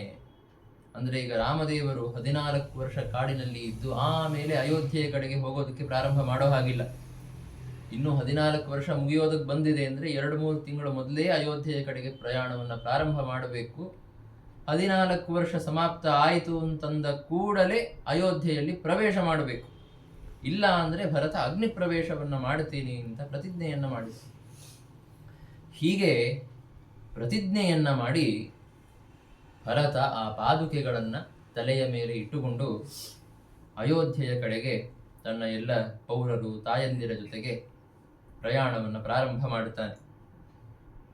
ಕೌಸಲ್ಯೆ ಮೊದಲಾದ ಎಲ್ಲ ರಾಜಪತ್ನಿಯರು ಕೂಡ ಕಣ್ಣೀರಿಡುತ್ತಾ ರಾಮದೇವರನ್ನ ನೋಡುತ್ತಾ ಹೊರಡುತ್ತಾರೆ. ಯಾಕೆ ಅಂತಂದ್ರೆ ಅವರಿಗೂ ಗೊತ್ತಿದೆ ಇನ್ನು ಸುಮಾರು 14 ವರ್ಷಗಳ ಕಾಲ ರಾಮನನ್ನು ನೋಡ್ಲಿಕ್ಕಾಗಲ್ಲ ಅಂತ. ಏನು ತುಂಬಾ ಸಮಯ ಕಳೆದಿಲ್ಲ, ಈಗಿನ್ನು 1 ತಿಂಗಳ ಕಾಲ ಕಳೆದಿದೆ ಅಷ್ಟೇ ರಾಮದೇವರು ಕಾಡಿಗೆ ಹೋಗಿ. ಆದ್ದರಿಂದ ಇನ್ನೂ 13 ವರ್ಷ 16 ತಿಂಗಳು ಇನ್ನೂ ಉಳಿದಿದೆ. ಆದ್ದರಿಂದ ಅಷ್ಟು ದೀರ್ಘಕಾಲದ ಪರ್ಯಂತ ರಾಮನ ಮುಖ ಕಮಲವನ್ನ ಮತ್ತೆ ನೋಡ್ಲಿಕ್ಕಾಗಲ್ವಲ್ಲ ಅನ್ನೋ ದುಃಖದಿಂದ ಅವರು ಕಣ್ಣೀರಿಡ್ತಾ ಭರತನ ಹಿಂದೆ ಎಲ್ಲ ಹೊರಟಿದ್ದಾರೆ. ಭರತ ಚಿತ್ರಕೂಟದಿಂದ ಮುಂದೆ ಹೋಗಿ ಭರದ್ವಾಜರ ಆಶ್ರಮಕ್ಕೆ ಬರ್ತಾನೆ.